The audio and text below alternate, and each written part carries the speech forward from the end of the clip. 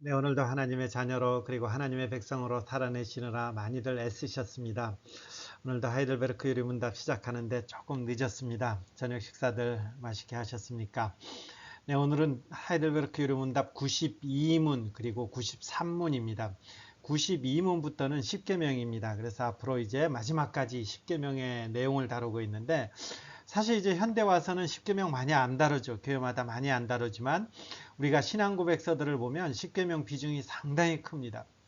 소요리 문답, 웨스트민스터 소요리 문답만 해도 이 10계명 비중이 굉장히 큽니다. 그런 의미 속에서 조금 더 사실 세밀하게 살펴볼 필요가 있고요. 이 10계명을 하이델베르크 요리 문답 마지막 부분이기 때문에 이 부분이 마무리되면 아마 올해 안에 이 하이델베르크 요리 문답은 강론은 끝나지 않을까 이렇게 생각되고요. 내년에는 성경을 권별로 저희들이 제가 강론하도록 하겠습니다. 그래서 구약 성경을 창세기부터 강론하면 그 강론하는 순서에 따라서 이렇게 맞춰서 우리가 구약을 일독 이렇게 하는 것으로 해서 내년 수요 성경 공부는 그렇게 진행하도록 하겠습니다. 자, 10계명 두 돌판에 기록된 이 10계명입니다. 이 10계명을 생각할 때 우리는 이 질문을 먼저 해야 돼요. 과연 10계명은 율법이잖아요. 율법으로 준 것인데 이 율법을 지켜야 됩니까? 이런 것이죠. 이 율법을 지켜야 됩니까? 아니 이 시대에도 율법을 지켜야 됩니까? 라는 거죠.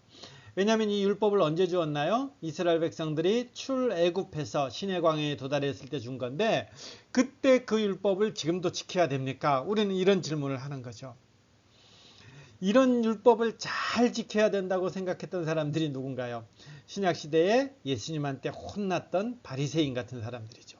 바리새인 같은 사람들은 어떻게든 율법을 지켜서 그것으로 인해서 상 받고 그것으로 인해서 하나님의 은혜 가운데서 복을 누리는 이런 것들을 기대하면서 이제 율법을 잘 지켰죠. 그리고 그것들을 통해서 높아지려고 했죠. 근데 예수님한테 혼났고 그리고 그들은 실패했는 거죠.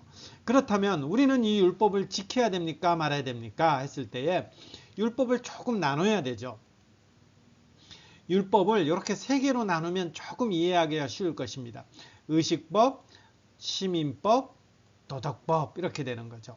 그럼 의식법이라는 것은 뭐냐면 구약시대 제사라든지 성막이라든지 절기라든지 이런 겁니다. 이런 거는 지금 다 폐지됐습니다. 왜죠? 이 의식법들은 전부 다 모형이고 예표예요. 누구를요? 예수 그리스도와 예수 그리스도께서 이루실 그 구원의 역사들을 예표적으로 그림자로서 보여주는 것이 의식법이죠. 그러니까 구약시대 제사 지내는 것, 구약시대 절기를 지키는 것, 이런 거는 예수님하고 연관된 거죠. 그렇기 때문에 그 실체인 예수 그리스도가 와서 그것을 완성시켰기 때문에 우리는 더 이상 이 예표 그림자를 따르지 않죠. 지금 아마 짐승 잡고 그런다면 그 사람은 이단이 되는 거죠. 오히려 이단이 되는 것이고 하나님을 잘 섬기는 것이 아니라 하나님을 망령되이 일컫는 자가 되는 거죠. 그래서 우리는 이 의식법은 신약시대 우리는 폐지, 이것은 지켜서도 안 되는 거죠. 이거 지키는 것은 오히려 예수님을 모독하는 거죠. 자, 시민법이라는 것은 뭐냐면 우리가 간혹 그 신약 시대에 보면 예수님한테 질문하잖아요. 오른편을 하면 오른뺨을 하면 왼편 맞나요? 조금 더 쉬운가요? 누군가에게 이것을 재물을 도둑질하면 거기에 몇 배를 갚아줘야 된다라는 거죠. 어쩌면 우리가 이제 가나안 땅 가운데서 이스라엘 백성들이 이 종교국가 아니면 거기서 시민으로 생활하면서 어떤 지켜야 되는 법칙들이 있죠. 이 법칙들 누구에게 얼만큼 뺏었으면 어떻게 갚아라 하는 이런 법칙들이 있는데 이런 시민법은 지금 우리가 지키지 않지만 그 정신만 남아있는 것입니다.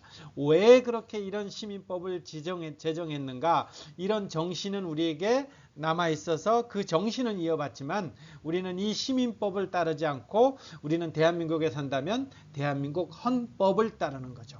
그러나 우리는 종교인으로서 하나님을 믿는 사람으로서 그 당시에 왜 일반 사람들에게 이런 법칙을 적용했는가 하는 것들은 우리가 이렇게 우리 시대도 같이 적용하면서 그 의미들은 같이 생각해 볼 필요가 있는 거죠.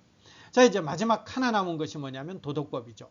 이 도덕법이 대표적으로 대두되는 것이 이제 십계명 이렇게 되는데, 이 도덕법은 오고 오는 세대까지 믿는 사람이든 믿지 않는 사람이든 다 지켜야 되는 것입니다. 이 도덕법의 대표적인 것이 이제 십계명 이렇게 되는 거죠. 그래서 이렇게 조금 분류하면 아마 우리가 율법을 지켜야 됩니까 말아야 됩니까 했을 때 좀 정돈이 되는 거죠. 의식법은 어떻게 해요? 예수 그리스도를 예표하기 때문에 폐지. 이거는 지키면 큰일 나는 거죠. 이것은 지키면 하나님을 모독하는 것이 되는 거죠. 시민법은요, 이것은 정신만 지키고 그 방법은 우리가 지키지 않게 되는 것입니다. 도덕법은 우리가 철저하게 지키는 것이 되는 것이죠.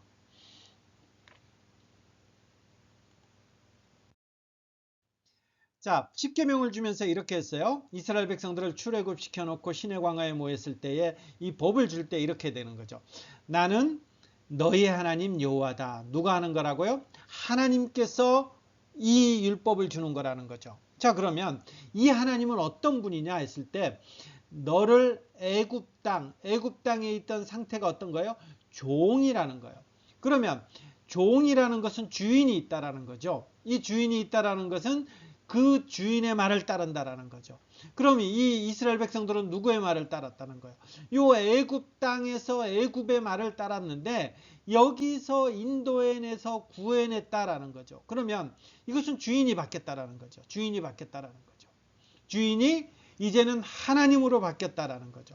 그러면 우리는 누구의 말을 들어야만 되느냐면 하나님의 말씀만 들어야 되는 것이고, 그 하나님의 말씀은 의무적으로 들어야 되는 것이죠. 하나님께서 미리 십계명을 하면서 이것을 먼저 꽝하고 못 박은 거죠. 꽝하고 못 박은 것이죠.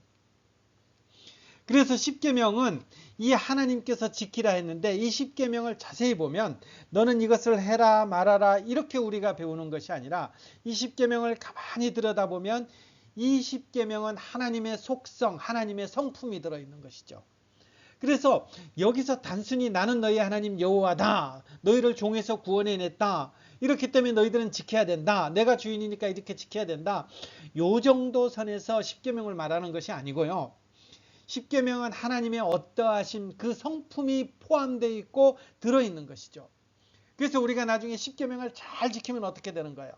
야, 내가 성인군자가 됐네 하고 이렇게 내가 어깨에 힘들어가면서 뿌듯해지는 것이 아니라, 이 십계명을 잘 지키면 하나님이 이런 분이시구나, 이걸 알게 되는 거죠. 맞아, 하나님이 이런 분이시지. 맞아, 하나님이 이런 분이시지. 그래서 하나님을 알아가고 하나님을 알아가고 하나님을 알아가고, 그리고 그 하나님으로 인해서 감사하고 그 하나님으로 인해서 찬양하는 것, 그게 뭐냐면 십계명을 지키는 거죠. 그래서 십계명은 하나님을 아는 지식이자 우리가 구원받은 백성에게 주어지는 어떤 삶의 지침, 이렇게 되는 것이죠. 그러니까 우리가 십계명을 왜 지킵니까 했을 때에 우리가 가장 근본적으로 따져보는 거죠. 어떤 사람은 내가 하나님의 말씀을 이렇게 순종했기 때문에 하나님 복 주십시오 하는 거는, 이거는 너무 잘 모르는 거예요. 하나님 말씀을 잘 지켰더니, 이 계명을 지켰더니, 야, 하나님이 이런 분이시구나 해서 어떻게 되는 거예요? 감사와 찬송이 나오는 거죠. 그래서 우리 이 하이델베르크 유료문답의 십계명이 어느 쪽에 분포되어 있어요? 구원이 이전에 분포된 것이 아니라 구원받은 다음에 분포된 거죠. 구원받은 사람들이 하나님의 말씀 가운데 그 말씀의 삶의 방식이 완전히 달라진 거예요. 애굽에서 종되었던 삶하고 예수 믿은 다음에 삶이 완전히 바뀌어진 거예요. 그 완전히 바뀌어진 삶을 사는 것, 그것이 감사요, 그것이 찬양이라는 것입니다. 자, 언제 누구에게 주어졌는가? 이건 굉장히 중요한 거죠. 굉장히 중요한. 언제요? 구원받기 전, 구원받은 이후죠. 출애굽해서 홍수로 건넌다라는 것을 신약 시대는 구원받았다, 세례받았다 이렇게 표현한 거죠. 그러니까 출애굽했다라는 것은 구원받은 백성, 구원받은 때에 누구에게? 구원받은 이스라엘 백성들에게 주어진 거죠. 그러니까 이 십계명 잘 지켜서, 율법 잘 지켜서 구원받습니까? 아니요, 못 지켜요. 그럼요, 구원받은 사람들이 하나님의 그 구원자 되신, 주인 되신 그 하나님의 말씀을 따라 사는 방식, 이게 뭐예요? 이게 십계명이라는 거예요. 그래서 이 방식은 누구 닮아가는 거예요? 이 방식대로 그대로 따라하면 누구 닮아가는 거예요? 하나님 닮아가는 거죠. 내가 내 아버지 모습 그 행동들 따라 하다 보면 어떻게 되는 거예요? 내가 내 아버지 닮아가잖아요. 마찬가지죠. 이게 십계명에는 하나님의 속성 성품이 들어있기 때문에 내가 그것을 그 십계명을 잘 지키다 보면 내가 주님 닮은 모습으로 날마다 성화되고 변화되는 것이죠. 자, 기억해야 돼요. 이스라엘 백성들은 구원받기 위해서 십계명을 지킨 것이 아니라 구원받은 이후에 하나님의 은혜로 구원받았기 때문에 그 십계명을 지켰다라는 것이죠. 자, 십계명은 둘로 되어 있죠. 앞으로 조금 더 할 거니까요. 하나 돌판, 또 하나 돌판. 하나는 하나님에 관한 것, 하나님에 대한 태도.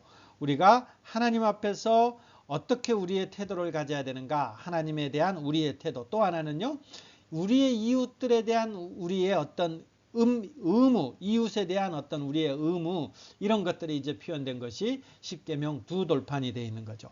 이것을 예수님은 뭐라고 표현했어요? 하나는 하나님 사랑, 또 하나는 이웃 사랑으로 신약 성경에는 딱 요약해 버렸죠.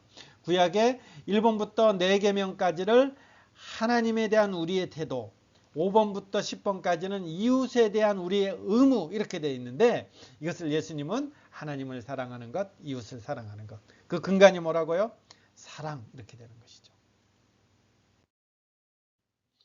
선생님, 율법사가 찾아왔어요. 선생님, 율법 중에 어느 세명이 큽니까? 그랬더니 예수님이 내 마음을 다하고 목숨을 다하고 뜻을 다하여 뭐 하라고요?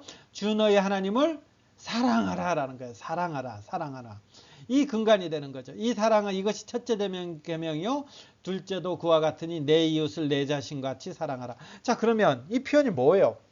지금 하나님 사랑, 이웃 사랑이라 그러는데 이게 지금 가만히 이 본문을 보면 하나님 사랑하는 거나 이웃 사랑하는 거나 똑같다라는 거예요. 똑같다.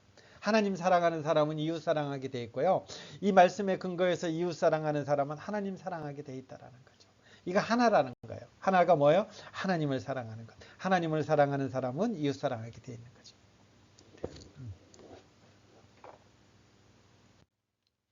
자, 92문요. 하나님의 율법이 뭡니까? 하나님께서는 다음과 같이 말씀하셨습니다. 나는 너를 애굽 땅 종되었던 집에서 인도해낸 너희 하나님 여호와다. 그러면서 1계명, 2계명부터 10계명까지 있는데 이거는 이제 나중에 다음 시간부터 조금 살펴볼 것이고요. 이것이 하나님의 율법, 우리가 지켜야 될 율법이다. 이렇게 되는 것이죠. 자, 십계명은 어떻게 나눠집니까? 두 부분으로 나눠집니다. 처음 부분은요, 하나님에 대한 우리의 태도. 둘째 부분은요, 이웃에 대한 우리의 의무. 이렇게 되죠. 자, 정리합니다. 우리는 하나님의 법도를 내 삶의 가치 척도로 삼아서 주의 은혜를 힘입어 기꺼이 지킬 수 있기를 소망하며 또는 노력해야 되죠. 왜냐하면 하나님의 백성들이 사는 방식이기 때문에 그렇죠. 저는 세명기독 병원 속에 있어요. 여기 병원 속에 있으면 어떻게 돼요? 이 병원의 룰을 지켜야 되죠. 그래서 아침에 내 나오고 싶은 시간에 막 나오는 것이 아니라 저는 보통 한 7시 30분 어간에 나오는데 7시 30분 어간에 나오고 저녁에는요. 내 퇴근하고 싶다 그래서 내가 마음대로 퇴근하는 것이 아니라 저희가 이제 공적인 퇴근 시간이 한 5시 반인데 그때 이후에 퇴근해야 되는 거죠. 저는 그 이후에 이제 병원이 보통 이제 퇴근하고 난 다음에 병원 10층이 조용하기 때문에 이제 저희 시간을 그때 이제 조금 보내다가 가는데요. 여하튼 제가 병원에 속해 있기 때문에 병원 룰을 지키는 거예요. 우리가 하나님 나라 백성에 속해 있으면 어떻게 돼요? 그 하나님 나라 삶의 어떤 것들을 지켜나가는 건 지극히 당연한 거죠. 그래서 우리가 이런 것들을 지킬 수 있도록 소망해야 되고 노력해야 되는 거죠. 비록 우리 힘으로 하나님의 도덕법을 다 지킬 수는 없죠. 넘어지죠. 할 수 있는 것부터 실천하면 됩니다. 더욱 자원하고 소망함으로 날마다 낮아지고 날마다 더욱 겸손한 자세로 순간순간 하나님의 영광 안에 거하며 그로써 은혜가 충만한 영광의 삶을 함께 누리는 그런 우리 모두가 되기를, 내 자신이 먼저 율법 안에 거하고 그리고 나와 교회를 이루는 모든 성도들이 또한 이런 삶을 살 수 있도록 권하면서 기도하면서 그렇게 하나님의 삶의 백성의 모습을 지켜내면서 우리 주님 닮은 모습으로 점차 빚어져 가시는 그런 저와 여러분이 되기를 간절히 소망하며 기도합니다.